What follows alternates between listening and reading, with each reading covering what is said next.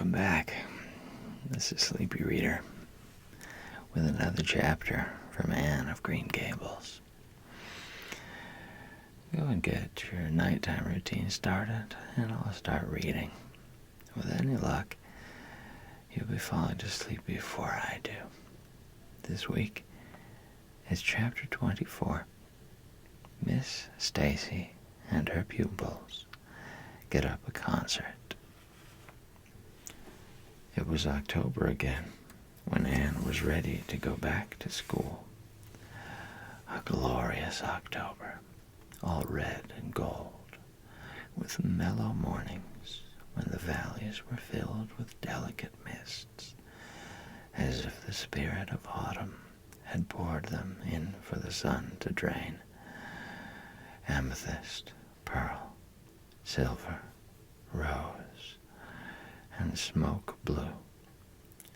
The dews were so heavy that the fields glistened like cloth of silver, and there were such heaps of rustling leaves in the hollows of many-stemmed woods to run crisply through. The birch path was a canopy of yellow, and the ferns were sere and brown all along it. There was a tang in the very air that inspired the hearts of small maidens tripping, unlike snails, swiftly and willingly to school.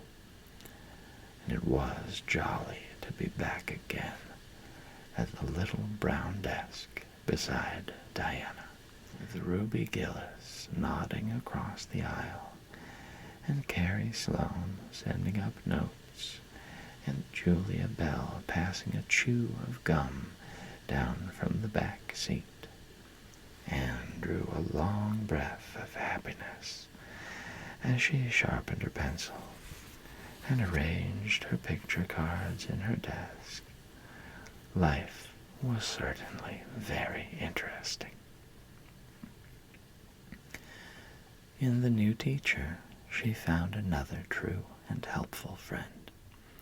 Miss Stacy was a bright, sympathetic young woman, with the happy gift of winning and holding the affections of her pupils, and bringing out the best that was in them, mentally and morally. Anne expanded like a flower under this wholesome influence, and carried home to the admiring Matthew and the critical Marilla glowing accounts of school work and aims. "I love Miss Stacy with my whole heart, Marilla. She is so ladylike, and she has such a sweet voice. When she pronounces my name, I feel instinctively that she's spelling it with an E. We had recitations this afternoon. I just wish you could have been there to hear me recite Mary, Queen of Scots. I just put my whole soul into it. Ruby Gillis told me coming home that the way I said the line, 'Now for my father's arm,' she said, 'my woman's heart, farewell,' just made her blood run cold." "Well, now, you might recite it for me some of these days out in the barn," suggested Matthew. "Of course I will," said Anne meditatively. "But I won't be able to do it so well, I know. It won't be so exciting as it is when you have a whole schoolful before you hanging breathlessly on your words. I know I won't be able to make your blood run cold. Mrs. Lynde says it made her blood run cold to see the boys climbing to the very tops of those big trees on Bell's Hill after crow's nests last Friday," said Marilla. "I wonder at Miss Stacy for encouraging it." "But we wanted a crow's nest for nature study," explained Anne. "That was on our field afternoon. Field afternoons are splendid, Marilla. And Miss Stacy explains everything so beautifully. We have to write compositions on our field afternoons, and I write the best ones. It's very vain of you to say so, then. You'd better let your teacher say it. But she did say it, Marilla. And indeed, I'm not vain about it. How can I be when I'm such a dunce at geometry? Although I'm really beginning to see through it a little, too. Miss Stacy makes it so clear. Still, I'll never be good at it, and I assure you it is a humbling reflection. But I love writing compositions. Mostly Miss Stacy lets us choose our own subjects, but next week we are to write a composition on some remarkable person. It's hard to choose among so many remarkable people who have lived. Mustn't it be splendid to be remarkable and have compositions written about you after you're dead? Oh, I would dearly love to be remarkable. I think when I grow up, I'll be a trained nurse and go with the Red Crosses to the field of battle as a messenger of mercy. That is, if I don't go out as a foreign missionary. That would be very romantic. But one would have to be very good to be a missionary. And that would be a stumbling block. We have physical culture exercises every day, too. They make you graceful and promote digestion. Promote fiddlesticks, said Marilla, who honestly thought it was all nonsense. But all the field afternoons and recitation Fridays and physical culture contortions paled before a project which Miss Stacy brought forward in November.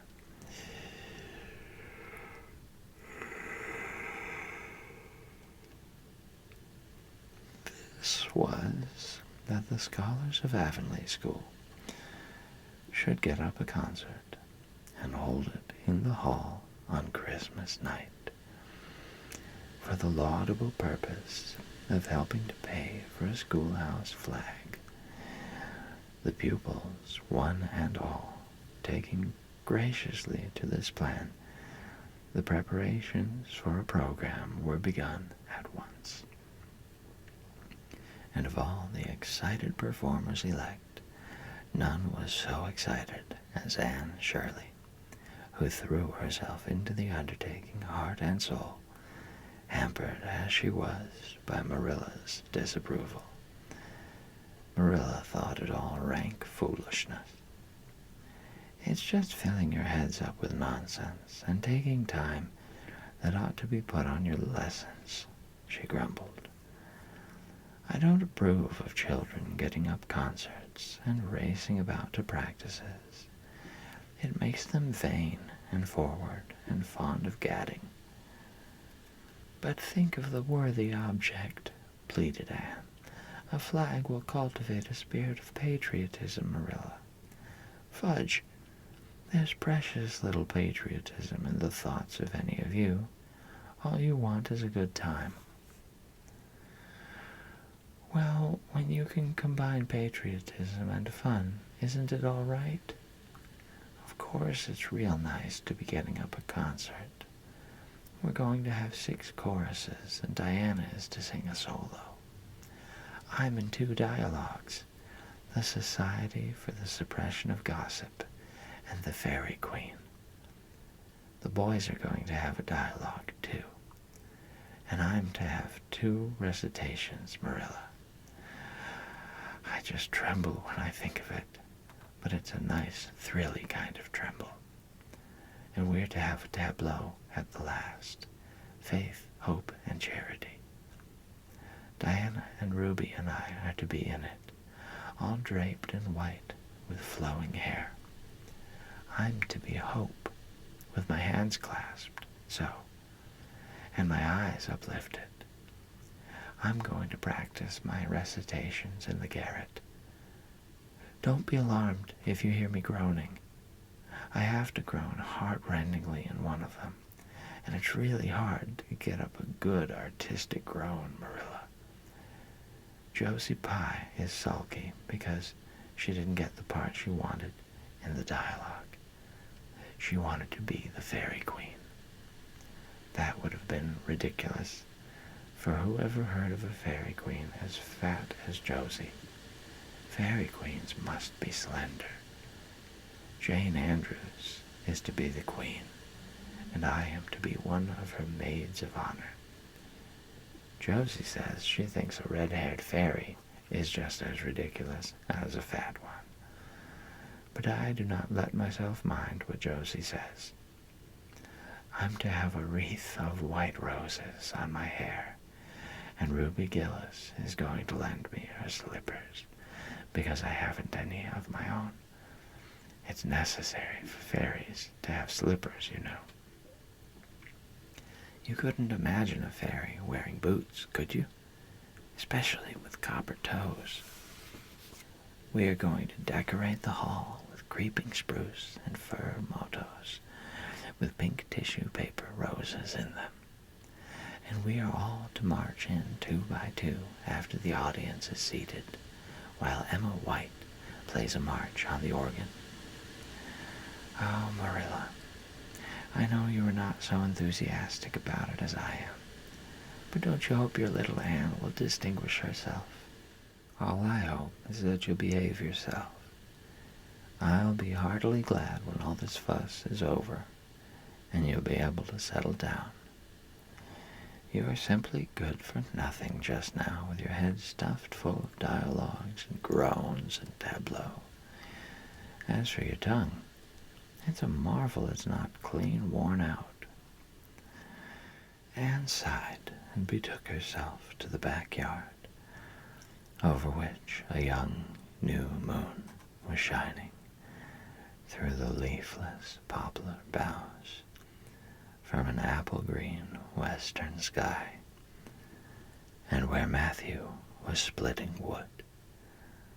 Anne perched herself on a block and talked the concert over with him, sure of an appreciative and sympathetic listener, in this instance at least. Well, now, I reckon it's going to be a pretty good concert, and I expect you'll do your part fine, he said, smiling down into her eager, vivacious little face. Anne smiled back at him. Those two were the best of friends, and Matthew thanked his stars many a time and oft that he had nothing to do with bringing her up. That was Marilla's exclusive duty. If it had been his, he would have been worried over frequent conflicts between inclination and said duty.